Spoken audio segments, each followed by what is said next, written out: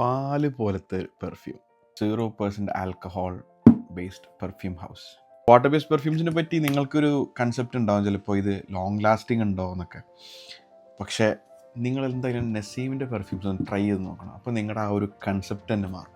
പാല് പോലെ ഇരിക്കുമെന്ന് പറയുമ്പോൾ നിങ്ങൾക്ക് ഇനി ഒരു കൺഫ്യൂഷൻ ഉണ്ടാവും, നിങ്ങൾക്ക് ഡ്രസ്സിൽ വെയർ ചെയ്യാൻ പറ്റുമോ, സ്റ്റെയിൻസ് വരുമോ, അല്ലെങ്കിൽ സ്കിന്നിൽ വെയർ ചെയ്യാൻ പറ്റുമോ എന്നൊക്കെ. ഈ വാട്ടർ ബേസ്ഡ് പെർഫ്യൂംസിൻ്റെ ഒരു പ്രത്യേകത എന്താണെന്ന് വെച്ചാൽ ഇത് നിങ്ങൾക്ക് സ്കിന്നിലോ ക്ലോത്ത്സിലോ ഒക്കെ വെയർ ചെയ്യാം. നിങ്ങൾക്ക് വേണം, ഞാൻ റെക്കമെൻഡ് ചെയ്യുന്നതല്ല, നിങ്ങൾക്ക് വേണമെങ്കിൽ ഹെയർ മിസ്റ്റായിട്ടും വേണം യൂസ് ചെയ്ത് നോക്കാം. ഇനീഷ്യൽ ടേക്ക് ഓഫ് നല്ലൊരു ഫ്രൂട്ടി, ആ ഒരു ഫ്ലോറൽ ബ്ലാസ്റ്റാണ്. ആ ഒരു റോസും അതിൻ്റെ കൂടെ ലിച്ചി, ചെറുതായിട്ട് എനിക്ക് ജാസ്മിൻ്റെ ഒരു സ്മെല്ലും കിട്ടുന്നുണ്ട് കേട്ടോ. നല്ല എലഗൻ്റായിട്ട് വന്നിരിക്കുന്ന ഒരു പെർഫ്യൂമാണ് ഇത്.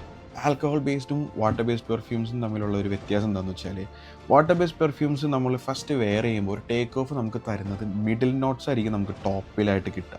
അപ്പോൾ ഇത് യൂസ് ചെയ്യുന്ന ടിപ്പ് എന്താണെന്ന് വെച്ചാൽ, ഈ ബോട്ടിൽ നമ്മൾ ഈ വാട്ടർ ബേസ്ഡ് പെർഫ്യൂം നമ്മൾ എപ്പോൾ യൂസ് ചെയ്യുമ്പോഴും നമ്മൾ ശരിക്കും ഒന്ന് ഷേക്ക് ചെയ്തിട്ട് വേണം ഇത് യൂസ് ചെയ്യാൻ. ബോട്ടിലിൻ്റെ ഏകദേശം അടിഭാഗത്തായിട്ടായിരിക്കും ഇതിൻ്റെ ഓയിൽ കോൺസെൻട്രേഷൻ വരുന്നത്. അപ്പോൾ ഇനീഷ്യലി നിങ്ങൾ ഷേക്ക് ചെയ്ത പെർഫ്യൂം വെയർ ചെയ്യുകയാണെങ്കിൽ നല്ല രീതിയിൽ നല്ല കോൺസെൻട്രേഷനും നല്ല പ്രൊജക്ഷനും ഫീൽ ചെയ്യും. കാരണം ഈ ഓയിൽ തന്നെയായിരിക്കും നമ്മൾ കൂടുതൽ സ്പ്രേ ചെയ്യുന്നത്. അപ്പോൾ എന്താ സംഭവിക്കുകയെന്ന് വെച്ചാൽ, ഈ മുകളിലെ ഭാഗങ്ങളിൽ ഈ ഓയിൽ കോൺസെൻട്രേഷൻ കുറവായതുകൊണ്ട് അത് നമ്മൾ യൂസ് ചെയ്ത് വരുമ്പോൾ ഈ ഓയിൽ കോൺസെൻട്രേഷൻ കുറഞ്ഞ ഭാഗം നമ്മൾ പിന്നെ യൂസ് ചെയ്യുമ്പോൾ നമുക്ക് പ്രൊജക്ഷനോ ലാസ്റ്റിങ്ങോ കിട്ടില്ല.